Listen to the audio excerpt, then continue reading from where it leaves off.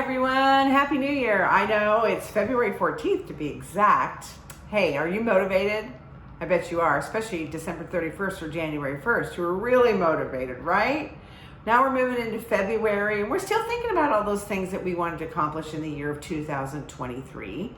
However, our motivation may be starting to wane. Totally normal, totally human. My name is Tammy Moretti and I am a core business development coach with Rise Up For You, and I'm going to share with you how to stay motivated in 2023. There are 3 steps. Number 1, the what, the why, the who, and the how. The what, the why, the who, and the how. And I want to encourage you to take pen to paper. Why? Because when you put pen to paper, it involves more senses and it gets inside of us, okay? So the what, the why, the who, and the how. Let's talk about the what. We all have, in the past, maybe just recently, decided that there's some things that we would like to accomplish, especially in the new year. We set our resolution, we have great intentions, and then life gets in the way. Again, just being a human being, right? We're all human. It happens. How are we going to stay motivated? First of all, we have to make a decision that we're going to go for it, that we know exactly what it is that we want, and then how we're going to do it. And why we're going to do it. Why do we want it? Out of the 4 things, the what, the why, the how, and the who, the why is the most important piece. The why. Because when we are connected to the why, our emotions kick in.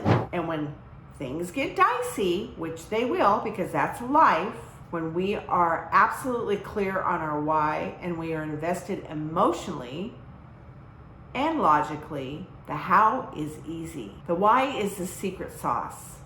The why is that thing that makes you cry. So for instance, let's say you decided you were going to go to college and you were going to get a degree. Maybe you had no financial support. You had to work, right? You had to work really hard, and maybe you were a single mom or a single dad and you had a child to take care of. In addition to that, finances were tough, but you decided you were going to make it happen no matter what because you wanted to prepare or pave the way for your children.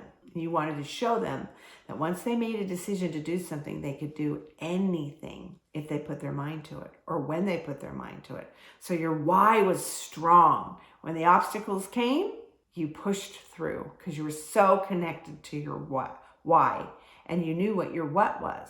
You made a decision. No matter what happens, you were going to go for it. How is the easy part? How is the easy part? Because when you've got the why and the what, the how comes. The universe shows up to meet you, paves the way, doors start opening up. That's how it works. And the who is going to keep you accountable? Who is going to be your cheerleader? Who is your counsel? Who's your circle, your tight circle that you can depend on and you trust and you respect? Those are very important pieces to staying motivated and being clear on them going forward in 2023. In addition to that, there's some things you may want to consider, which we call it Rise Up For You, the fuzzy 4. What are the fuzzy 4? Well, social media is one of them. It's part of who we are. It's part of our society. It's part of what we do. It's part of how we show up in the world. Social media. But it's really easy to use it in a way that is not productive. How do I know? Because I'm guilty of it myself.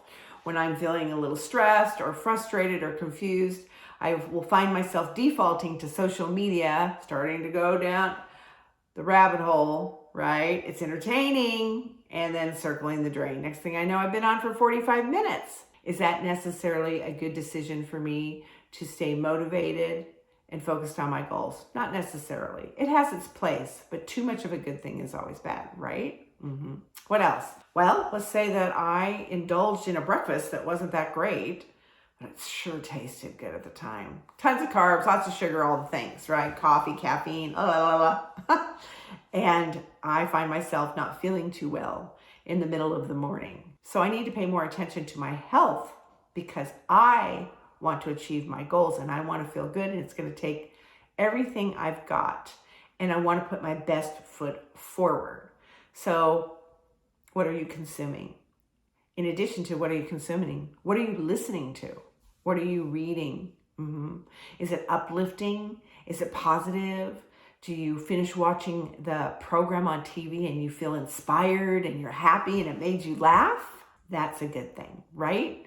But if it's one of those things that disturbs you and got into your head and wasn't uplifting, probably not such a great idea, because it sucks your energy. It sucks your energy, right? Been there. So we've talked about social media. We've talked about health, diet. We've talked about something else. I just forgot what it was. It's okay. You remember, right? That's what's important. And last but not least, do you have some relationships in your life that kind of suck the life out of you? And you don't need to be in them, but you're there for one reason or another. That's something also that we need to take a look at. Who are we surrounding ourselves with? Is somebody that's in our life making us feel bad about ourselves, or allowing them to make us feel bad about ourselves? That was what we would call a toxic relationship. Take a look at that. That's really, really, really important. I like to use this little system, the plus, the minus, and the equal sign. So if I walk out of a situation and encounter with a person and I feel less than, that's a minus. If I walk away from a situation or encounter with another person, I feel the same as when I went in, that's an equal sign. But if I walk away and I feel inspired and invigorated and motivated, that's a plus. And I try real hard to keep all the pluses in my life, which brings me to your counsel. Who is in your hood? Who are the most influential people in your life that you surround yourself with in a good way? Your cheerleader, your mentor, your coach, your devil's advocate, person that makes you laugh. Those people. Look at who you're surrounding yourself with, because you've heard it said many times before, we're most like the 5 people we hang around with. Okay? And it's really important that we surround ourselves with people that we trust, that we respect, and that are pluses. So let's review the what, the why, the how, and the who, right? The fuzzy 4, social media, health, toxic relationships. What are we listening to? What are we reading? Fuzzy 4. And who is your counsel? Take a look at those things. Take a moment for yourself. Take pen to paper. Rate yourself on where you are, 1 to 10, in those categories. 10 being, oh my goodness. 1 being, yes. Or you can switch it around, whatever resonates with you. Know that we're here to support you any way we can and rise up for you. We love to help you transform your life into a life that you deserve and that makes you happy. Blessings and miracles to you.